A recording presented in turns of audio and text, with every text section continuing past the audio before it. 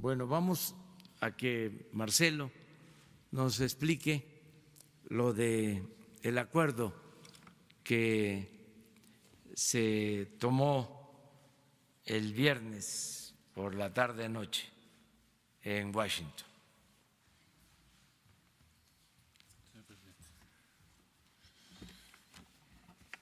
Buenos días. Con su permiso, señor presidente, señoras y señores invitados, colegas. Bueno, informar respecto a los acuerdos llegados con Estados Unidos a la administración Trump respecto al tema de la tarifa y la migración. Primero diría que en lo que lleva este gobierno, en estos meses, esta ha sido la más difícil o el momento más difícil en la relación entre México y Estados Unidos.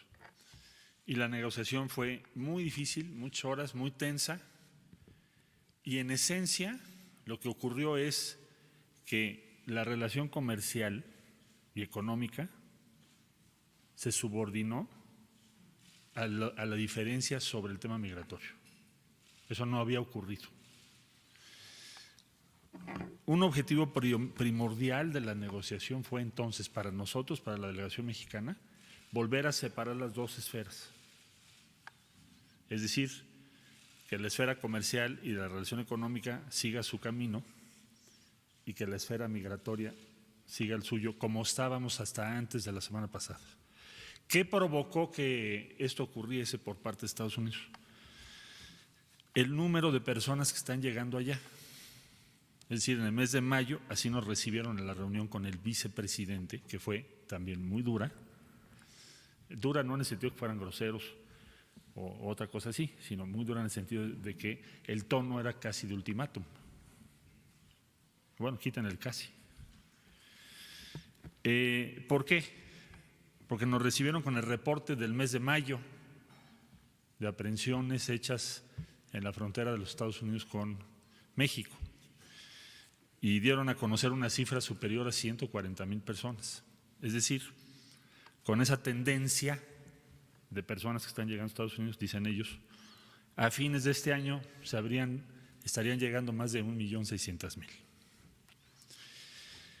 El tema de las tarifas, yo quisiera nada más subrayarlo porque por fortuna hoy se ha alejado ese peligro, pero el tema de las tarifas, ¿qué implica para México? ¿O por qué es tan importante tener cuidado con eso? Bueno, en primer lugar, hay que tomar en consideración que tenemos un tratado de libre comercio presentado al Senado en México y que está en el Congreso de Estados Unidos, y si se aplican tarifas unilaterales, entonces nos alejamos del modelo del Tratado de Libre Comercio. Es decir, ¿qué podría seguir en una guerra comercial? Pues que no se aprobase o no entre en vigor o deje de estar en vigor, cualquiera de las tres, un acuerdo de libre comercio con México. Y entonces todas las inversiones que tengamos previstas en México tendrían que tomar en cuenta eso. Estimamos que entrar a una guerra comercial nos va a costar a México ¿qué? ¿Cómo lo podríamos traducir para nuestra vida personal? Bueno, en primer lugar estimamos como incrementar el IVA de golpe 10%. En términos de tus condiciones de vida. Implicaría probablemente la pérdida de 1,200,000 empleos. Implicaría una caída en el Producto Interno Bruto de más de 1 punto. ¿Y esto por qué razón? Bueno, porque primero vamos a tener 5%, luego nos habían marcado el 1 de julio 10%, y entonces esto se convierte en una crisis económica para nuestro país que afecta a toda la población. Entonces, ¿a qué se llegó en esta negociación? Bueno, en primer lugar, aunque ahora voy a leer en detalle los resultados. En primer lugar, se llegó a que los dos temas se separen de nuevo. Entonces, logramos que el tema migratorio esté en una mesa y el comercio y las tarifas en otra. ¿Qué se acordó y qué se logró entonces? el gobierno de los Estados Unidos llegó a la reunión donde estuvo el señor vicepresidente de los Estados Unidos diciendo que la única manera de que no hubiese tarifas hoy era que México aceptara y firmara el fin de semana un acuerdo para ser el primer país de asilo, o dicho de otro modo, ser el tercer país seguro. ¿Esto qué significa? Para no ser muy complejo, significa que las personas que quieran buscar asilo, que atraviesen por nuestro territorio, tendrán que hacerlo en México y no podrán llegar a Estados Unidos a hacerlo. Nosotros les dijimos que tenemos muchas reservas sobre eso. Yo mismo declaré llegando a Washington que a mí no me gustaría hacer ese acuerdo. Entonces, después de muy intensas negociaciones, llegamos a dos medidas, una propia y otra de ellos, y se acordó un plazo para hacer las cosas y ver quién tiene razón. La medida mexicana, ¿qué fue? Informarles algo que ya ha sido informado a la opinión pública en México, que es que la Guardia Nacional Mexicana va a cubrir todo el territorio nacional y también la frontera sur. Eso no se deriva del acuerdo con Estados Unidos, eso ya estaba establecido. Lo quiero subrayar porque he visto comentarios en los medios de algunas personas que dicen que vamos a militarizar la frontera sur. Bueno, eso es inexacto. En primer lugar, porque es la Guardia Nacional, y segundo lugar, porque está incluido esa presencia en esos municipios en el plan que ya se había presentado. ¿Qué es lo que se va a hacer? Pues hacer el despliegue más rápido. Bueno, eso sí, pero nada más. ¿Qué se pretende con esto en combinación con el Instituto Nacional de Migración? ¿Qué se pretende? ¿Cuál es el objetivo? También se dice se va a criminalizar a los migrantes. México nunca haría eso, y menos este gobierno. Es decir, porque alguien se quiera mover, eso no lo convierte en criminal. ¿Qué es lo que se va a hacer? Se va a hacer un proceso que ya se anunció desde que entró este gobierno, que es que las personas que cruzan nuestro país en primer lugar tienen que registrarse. A ver, yo regresé de Washington, hice fila y presenté mi pasaporte y soy el canciller de México. Y si no hubiera traído mi pasaporte, a bien habría hecho la autoridad migratoria de mi país en ponerme en una sala, aunque sea el canciller de México. Y eso es para protección de todas las personas de nuestro país. Eso no es criminalizar a nadie. No podemos tener transitando por México a 600,000 personas y no sabemos cómo se llaman. Entonces, la decisión que se está tomando es, vamos a pedirles que se registren y vamos a decirles qué opciones hay. Y México no puede permitir que haya un flujo de 1,5 millones de personas sin saber cómo se llaman siquiera por su territorio. Segundo, Estados Unidos, la decisión de Estados Unidos es, miren, hoy en día estamos aplicando la 235 famosa, que también nos han criticado mucho, que por qué está aplicando, la 235. Esa no es una decisión de México, ni es un tratado, es una resolución de Estados Unidos. Y esa ley no la hizo el gobierno del presidente Trump, la hizo un gobierno demócrata anterior. ¿Y qué dice esa ley? Persona que esté buscando o esté solicitando asilo de mi lado, ellos dicen que están saturados y que tienen miles y miles de personas. Y a juzgar por las cifras que han dado, pues sí es verdad, porque si tienen 600,000 personas cuando antes solían tener 180,000, pues puede ser que sí estén saturados. Bueno, entonces lo que dijeron es, vamos a poner en México personas que ustedes puedan admitir para que terminen su proceso de asilo. Y es lo que estamos haciendo. ¿Cuántos hemos recibido? Más o menos 10,000 personas, según se informó hoy en la mañana. Para aquellos que dicen que nos van a mandar cientos de miles, hay 10,000. ¿Y por qué estamos haciendo eso? Porque estamos comprometidos con que esa persona termine su proceso de asilo. ¿Por qué no los deportamos? Porque respetamos el derecho de asilo. ¿Por qué los apoyamos? Porque respetamos el derecho de asilo. Bueno, Estados Unidos nos dijo, lo voy a hacer en otros puntos. Bueno, entonces, ¿qué es lo que nosotros vamos a hacer? Pues hacer lo mismo, es decir, vamos a permitir que esas personas terminen sus procesos de asilo. Esa es la medida que Estados Unidos tomó, es la 2. Entonces, el punto 1 es de la Guardia Nacional, el punto 2 es la 235. Punto 3, lo explico porque hay tweets del presidente Trump y me dicen que sí hay acuerdos secretos, paralelos, o que qué más dimos, que si los granos, en fin. Voy a explicarlo lo más preciso porque además La instrucción que tenemos es hacer una diplomacia transparente. Ambas partes, dice, están de acuerdo en que en el caso de que las medidas adoptadas, ¿cuáles? Las dos anteriores que acabo de explicar, no tengan los resultados esperados, ¿cuáles? Que los números se estabilicen y vayan hacia abajo, entonces tomarán medidas adicionales. Ahora, ¿qué es lo que aceptamos nosotros? Dice, de ser necesario, México y los Estados Unidos, a fin de enfrentar los flujos migratorios irregulares y las cuestiones de asilo, continuarán sus conversaciones sobre los términos de otros posibles entendimientos. Voy a explicarlo. Ya les dije que en la reunión con el vicepresidente de Estados Unidos, ellos estaban insistentes en lo de tercer país seguro o primer país de asilo. Entonces les dijimos que yo creo que este fue el logro de la negociación más importante. Pues tengamos un plazo para ver si México y lo que está proponiendo tiene razón, y si no, nos sentamos entonces a ver las medidas adicionales que ustedes proponen y otras que pensamos nosotros. Por ejemplo, nosotros que pensamos que un sistema de distribución de responsabilidad sobre asilo tendría que ser regional, tendría que participar la ACNUR. ¿Por qué? Porque es evidente que en Centroamérica tenemos una crisis mayúscula. ¿Cómo se explica que haya este número tan inmenso de personas que están buscando? Esto ya es un éxodo. ¿Qué sucede en Centroamérica para explicar esto? ¿Cómo podemos organizar una respuesta razonable? Entonces, ¿qué es lo que nos comprometimos?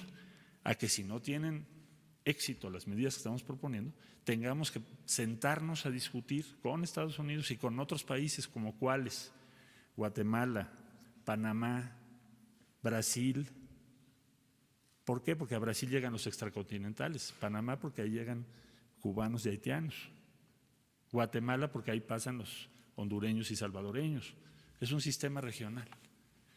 Entonces, ¿eso qué quiere decir? Bueno, nosotros confiamos en que las medidas que hemos propuesto tengan éxito, pero si no lo tienen, sí vamos a tener que participar en una discusión de ese tipo.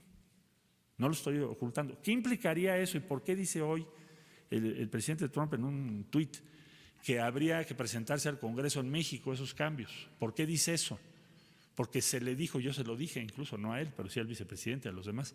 México, si acaso estas medidas no funcionan y tuviéramos que participar en un modelo regional como el que acabo de explicar, tendríamos que presentárselo al Congreso. Es decir, yo tendría que ir al Senado de la República y decir al Senado de la República, oigan, las medidas que tomamos no funcionaron y lo que nos están proponiendo los americanos es esto y esta es la discusión. ¿Y qué podemos hacer y qué no podemos hacer? O sea, no es una decisión del Ejecutivo, tendría yo que verlo con el Senado de la República. Entonces, a eso se refiere. Esta declaración conjunta está firmada y sellada por nosotros. Esta es la que leí yo el día viernes. Y todo lo que se derive de esto yo les voy a estar informando puntualmente. ¿Cuándo o en qué fecha se va a hacer la evaluación? Dentro de 45 días. Aquí dice, concluidas y anunciadas en un periodo de 90. Entonces, a los 45 días tenemos que sentar las partes y decir, bueno, ¿tuvo éxito o no tuvo éxito? Si no tuvo éxito, ¿qué vamos a discutir? Y entonces ya yo informaría en detalle qué es lo que se va a discutir si es que no tenemos éxito. Pero evidentemente nuestro propósito es tener éxito. Ahora, otra discusión de nunca acabar, pero que finalmente acabó y se asentó, fue el compromiso del 18 de diciembre que firmamos con el Departamento de Estado, porque esa es la posición esencial de México, que se mandó en una carta al presidente Trump, que es ¿cuál? Que la única solución plausible y razonable es que hagamos un plan de desarrollo integral, mismo que ya se presentó, yo lo llevé a la Casa Blanca. Ya fuimos a Alemania, Alemania ya lo respaldó, el canciller alemán. España ya emitió un comunicado que lo respalda también. Entonces, Estados Unidos dijo, voy a invertir 5.8 billones de dólares, de los cuales se han anunciado 350 millones de dólares en un proyecto en El Salvador, en el que estuvo ya presente el actual presidente de la República de El Salvador. Ese es el primer proyecto que se deriva de esto y de las gestiones de Salvador, claro está.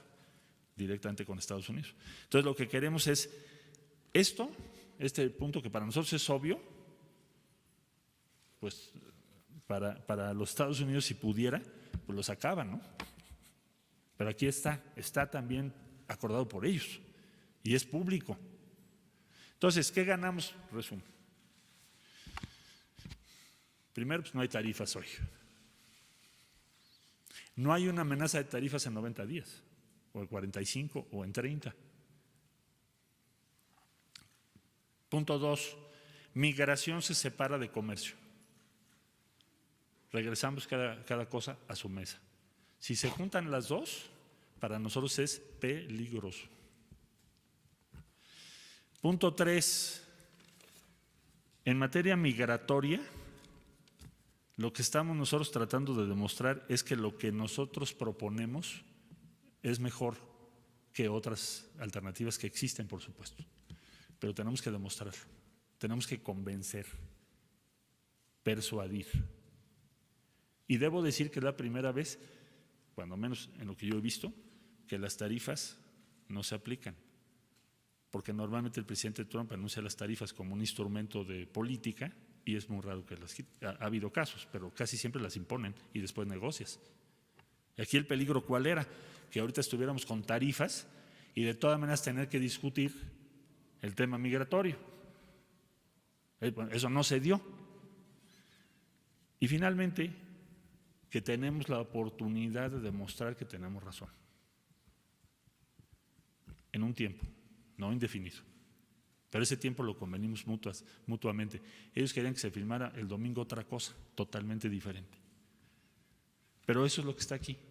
No hay ninguna otra cosa que no sea esto que acabo yo de explicar al mayor detalle posible.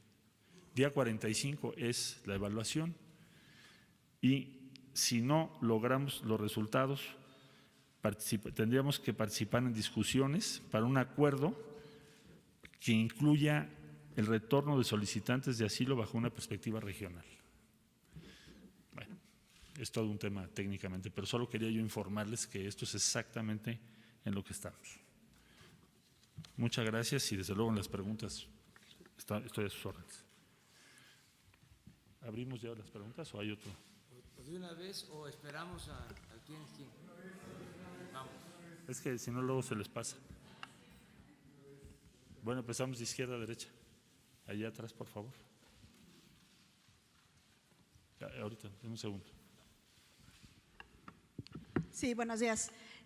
Canciller, preguntarle por un lado, bueno, que nos explicara lo de los productos agrícolas a que se refiere el presidente Trump y por otro lado, no se ganó solamente tiempo con estos 45 días, ¿será suficiente para disminuir los flujos migratorios? ¿Hasta cuándo se va a desplegar ya la Guardia Nacional para empezar con esta seguridad o si ya empezó? Y ¿qué es lo que veríamos? ¿Cuál es su meta en 45 días? ¿Qué se busca lograr mediante este plan? Sí, muchas gracias. Bueno, es que el viernes, jueves, miércoles de la semana pasada, mi horizonte de tiempo eran 2 días. Entonces, si tú me dices ganamos 45, se me hizo buenísimo, porque eran 2 días, 3. Y además el tiempo en contra, porque la tarifa del día 10 ya estaba prevista, ¿no? Bueno, pues ¿qué tengo que hacer? Pues voy a tener que hablar con las organizaciones, con los compañeros de los países centroamericanos, porque nosotros siempre hemos sido solidarios con ellos, siempre. Es más, el Plan de Desarrollo Integral de Centroamérica, México es el que lo ha presentado en todo el mundo, hasta la Casa Blanca. Entonces, ¿qué vamos a pedirle a los colegas de Centroamérica, a las organizaciones migrantes, a todas las compañeras y compañeros que tenemos? Que le ayuden a México.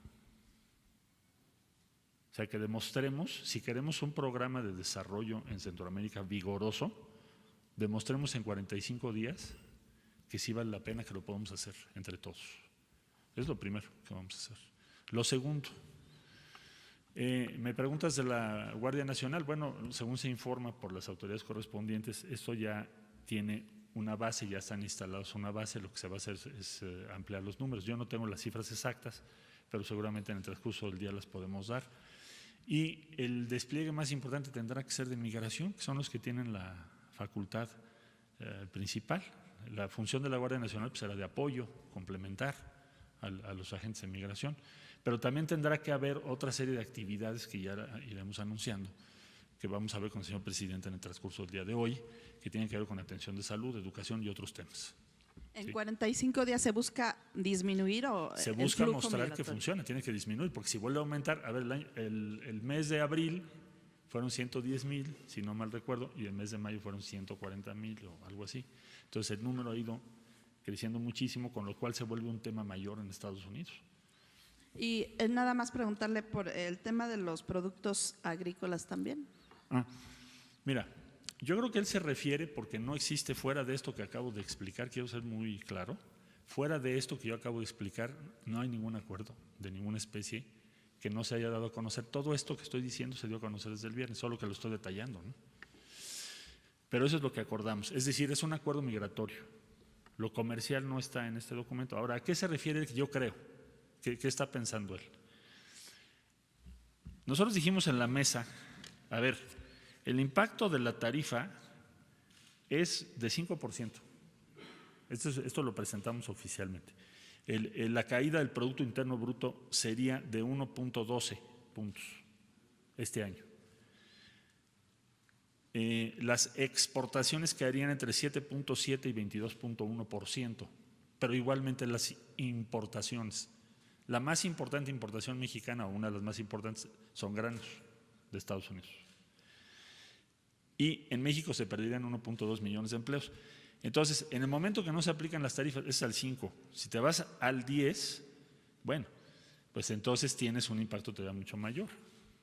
Pero bueno, eso es lo que presentamos. Entonces, al momento de no aplicarse las tarifas, me supongo yo que él está calculando que entonces va a ser un impulso un poco mayor al crecimiento económico y que eso también va a aumentar nuestras importaciones, entre otras de granos. Eso es lo que yo pienso que está él diciendo. Pero no tenemos un acuerdo específico sobre productos de esa naturaleza.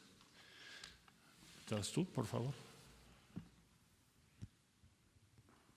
Secretario, buenos días. Buenos días. Roberto Cruz, de Impacto, Revista, Diario y TV. Acaba de mencionar usted que se separaron los temas de migración y de comercio. Me supongo que entonces también se separó el de seguridad. Y me supongo que entonces el presidente de Estados Unidos, Donald Trump, tampoco ya no tiene nada más que decir o guardarse por ahí en la bolsa Sobre seguridad. sobre lo que nos acaba usted de decir y sobre lo que él acaba de decir que va a revelar. Con lo que usted nos comenta, entonces ya no hay nada más que él pueda revelar. Ahora bien, con este paso que se dio ante Estados Unidos, y como decía Calderón, pues haya sido como haya sido, suponemos entonces que Estados Unidos pues también aceptó algunas cosas. En este acuerdo, Estados Unidos echa para atrás su amenaza de muro. Estados Unidos se compromete a frenar el tráfico de armas de Estados Unidos a México. Estados Unidos se compromete a consumir menos droga de lo que consume. Esas serían mis preguntas. Tengo otra pregunta, es otro tema, es sobre seguridad. Lo que acaba de ocurrir sobre Norberto, el joven universitario, no sé si la haga ahorita, presidente, o al rato. Muy bien, son mis preguntas. Soy breve contigo. Bueno, el mayor riesgo para México, como ya expliqué yo, fue y es el tema de las tarifas y que se cancele, se suspenda o se deje para otra ocasión el acuerdo comercial con México. Entonces, lo que se logró es que la tarifa no se aplique. Eso ya de entrada es para nosotros muy importante. Ahora, lo segundo, el punto del desarrollo en Centroamérica, fíjense bien lo que estamos diciendo. México no pidió para sí. No hay ningún punto que diga que a México le den dinero, que a México no sé qué, que hay otros temas que podríamos plantear, pero no planteamos eso. Planteamos, y lo aceptó el gobierno de Estados Unidos, que dice lo siguiente: Estados Unidos reitera su beneplácito al Plan de Desarrollo Integral, lanzado por el Gobierno de México en conjunto con los gobiernos de El Salvador, Guatemala y Honduras para promover los objetivos del desarrollo. México y los Estados Unidos liderarán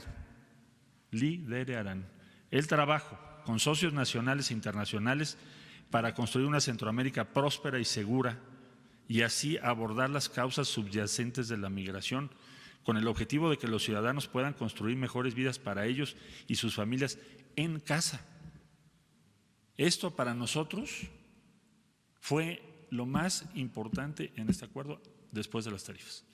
Pero es hablar por Centroamérica, no por México. ¿Por qué no hablamos por México? Porque habrá otros foros, otras ocasiones y porque nos preocupan los migrantes centroamericanos. Si no nos preocuparan, pues entonces ¿para qué metemos ese artículo? Mejor hubiera yo puesto, oigan, arreglen esto, den a México dinero, hagan lo otro. No, nosotros somos leales con la gente de Centroamérica y aquí está escrito. Ahora, no es cualquier cosa, ¿eh? Es el único compromiso que ha firmado la administración Trump de desarrollo con una región del mundo, ya no digo de América Latina. Y esto nos costó muchísimo al de La Voz, a la embajadora Marta Bárcena, que tuvo una participación muy destacada, a Víctor Villalobos y a Graciela Márquez y a todos los que participamos. Entonces, ¿qué ganó México? Pues aquí está. Su visión sobre la solución del problema está admitida, respaldada y reiterada por Estados Unidos, pero no solo eso. Asumen aquí que van a liderar y junto con nosotros, que esto se lleve a cabo. Entonces, nos parece un avance significativo. Eso es lo que se logró. Además de que no se nos apliquen una tarifa. Voy allá, por favor. ¿Van a ser de 5 a 8 preguntas o una? 2, si me permite, canciller. Preguntarle, entonces no se tiene, usted dice que las negociaciones iniciaron muy duras. ¿No llegó a Estados Unidos con una cifra de disminución del paso de migrantes, una cifra o un porcentaje de cuántos migrantes buscan que ya no crucen su frontera? Sí. Bueno, ellos dicen que cero. Digo, que cero, que no pasen por México. Pero evidentemente yo creo que esa es una posición imposible, muy difícil. Entonces, a ver, en la primera reunión que tuvimos, nosotros planteamos que se podría reducir el flujo de manera más o menos apreciable, importante, en 5 meses. ¿Por qué 5 meses? Porque el presidente Trump en su tuit de la tarifa nos había manejado 5 meses, ¿te acuerdas? 5, 10, 15, 20, 25. Desde luego que una tarifa de 25 es un colapso de la economía mexicana, sin duda. Pero el plazo, digamos, así lo entendimos, de 5 meses estaba ahí establecido. Entonces, primero fue desechada la postura o la posición mexicana o no se tomó como suficiente en esa reunión, por eso tuvimos una reunión el día siguiente. Ellos estaban insistentes en que México ya firmara un acuerdo de tercer país seguro. ¿Esto qué significa?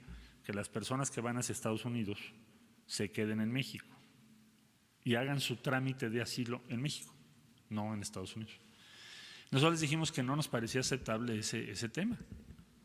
Ahí empezó la discusión. Eso fue el día que tuvimos la reunión, que fue el miércoles. Todo el jueves fueron los razonamientos de nosotros sobre estos 4 temas, los 4 que les llamó felizmente nuestra embajadora los 4 pilares de esta posible negociación. Entonces, eso fue todo el jueves. Hasta el viernes dijimos, bueno, a ver, aquí hay una cosa. Si lo que nosotros decimos funciona, entonces ayúdanos en Centroamérica a que haya mejores condiciones de desarrollo. Y ya lo que importa no es el medio para lograrlo, sino el fin, que es que el flujo migratorio tenga números razonables.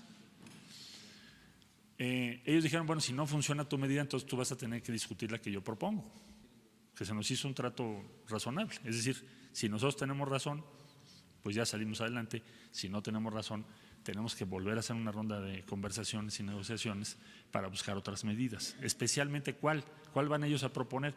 Pues esa, el primer país de asilo. ¿Qué es lo que nosotros decimos? Tiene que estar ACNUR, tiene que ser regional. Eso fue lo que dijimos en la mesa. Todo esto que estoy diciendo es lo que se acordó. No hay otra cosa.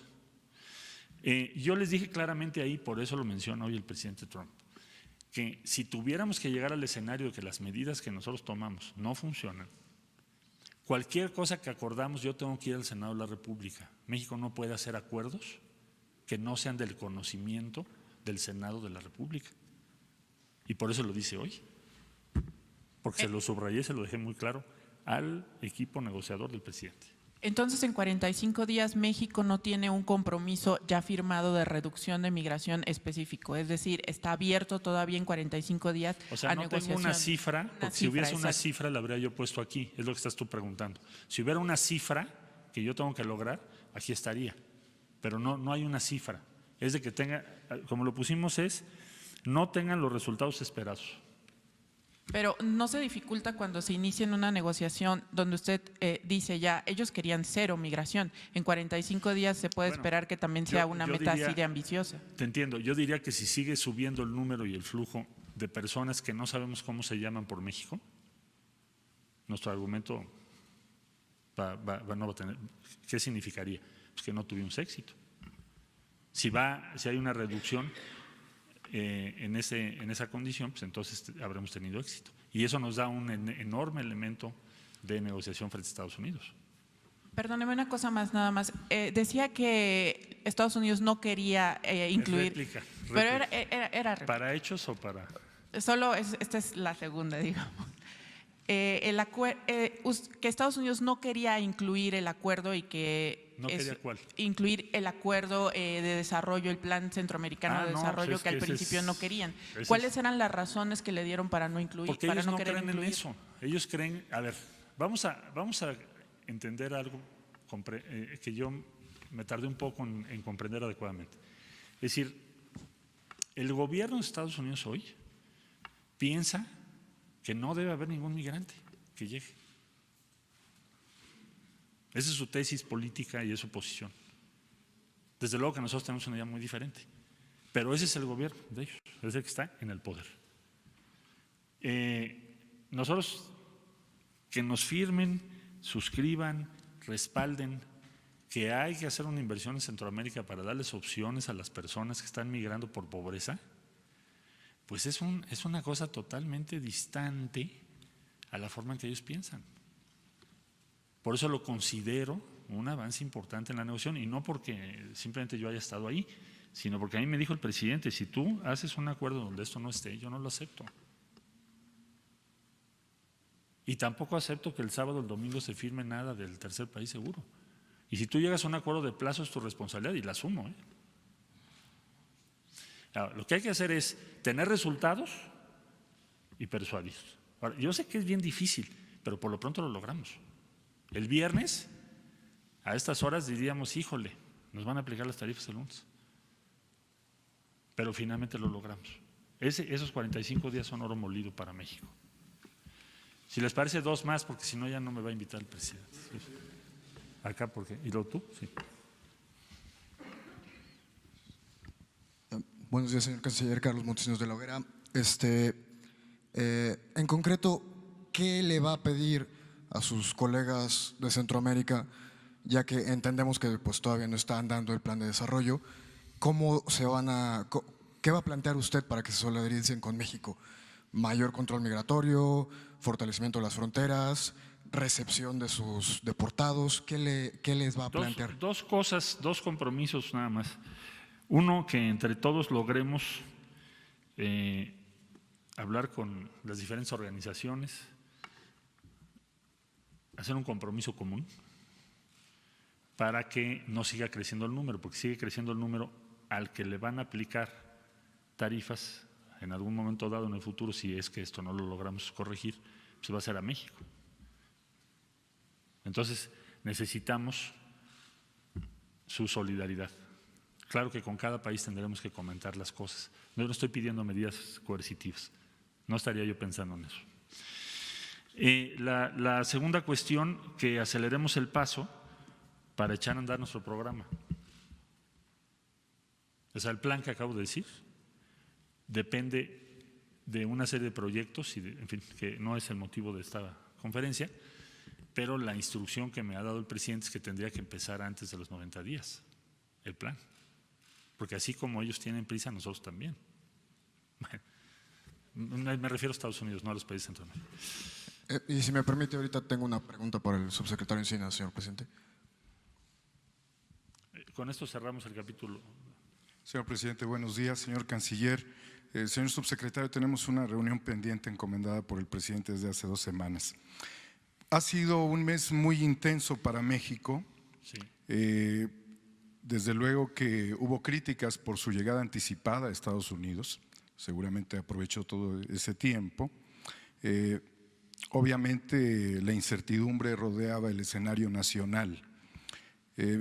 Y bueno, naturalmente se generó aquí una convocatoria para una concentración masiva en Tijuana, promovida en este espacio. Y bueno, en el caso de una negociación fallida, el acto programado en Tijuana hubiese sido, si lo tratamos de contextualizar, en la primera derrota cívica cultural en la precandidatura de Donald Trump. Esto debido a que México pudo haber buscado una reorientación hacia el mundo hexapolar y al mismo tiempo de que 25.4 millones de votos dentro de Estados Unidos estarían en riesgo para el republicano. La pregunta es, ¿qué tan significativa fue la advertencia del consenso popular en las negociaciones que sostuvo con el equipo norteamericano? El himno nacional lo dice, ¿no? Y retiemble en sus centros la tierra. Esperaríamos también réplicas al interior de Estados Unidos. ¿Y qué tanto lo hizo valer? Yo diría que lo más importante que hubo en todas esas largas horas que tuvimos de negociaciones fue el respaldo de la gente en México. Y por eso pues llegamos hasta las últimas horas de esa posible negociación, planteando estos elementos que están aquí. Los hicimos valer en cuanto a que los resultados nos parecen son favorables. Yo no diría, si tú pones una comparación quién ganó qué, lo más importante es que no nos aplicaron tarifa, no tenemos una contracción económica, no vamos a pagar un IVA de 25% o 26% de un día para el otro. Y en todo esto que se combinó, México tiene o preservó la posibilidad de demostrar que lo que está diciendo tiene validez. Ahora, si fallamos y si no tenemos resultados, pues entonces sí ya no vamos a tener argumentos sólidos para plantear una ruta diferente. Entonces tenemos que tener éxito, estamos obligados a ello. Pero ese derecho lo hicimos valer. Muchas gracias. Pues es que ya… Sabemos, pero hay 2 preguntas que quisiera hacerle, que creo que cierran esta situación. Primero, las repercusiones, presidente y canciller, las repercusiones que va a tener el regreso de los migrantes a México en tanto dura el proceso de asilo. ¿Cuáles van a ser las repercusiones y qué se va a hacer en ese sentido? Y la segunda, de una vez se la hago para que no se pierda más tiempo. Se logró lo de los aranceles, pero ¿qué hay de los tomateros? Se tocó el tema porque están en una situación muy difícil. ¿Y qué hay de ellos? ¿Se logró o algo o no? Todo el ambiente de la relación, la esfera de la relación con Estados Unidos, porque es una prioridad de su presidente y ahora ya van a empezar su campaña.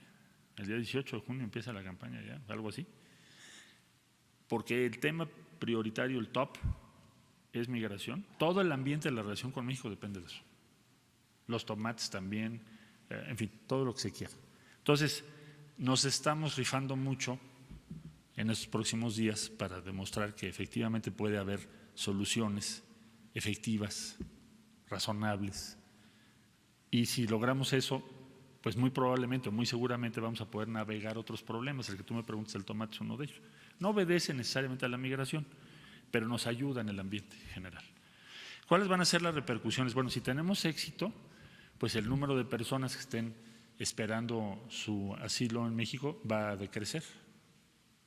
O sea, si tienes éxito en cuanto al flujo se reduzca, que podamos hacer programas para que las personas o se queden en el sur de México o se queden en sus países, pues entonces vas a recibir cada vez menos de estos 10,000 que ahora están en México. Entonces vamos a prepararnos para poderles ofrecer pues trabajo y condiciones favorables para ese tiempo, esa estadía que puede ser larga, pero si tenemos éxito, no tiene por qué crecer ese número.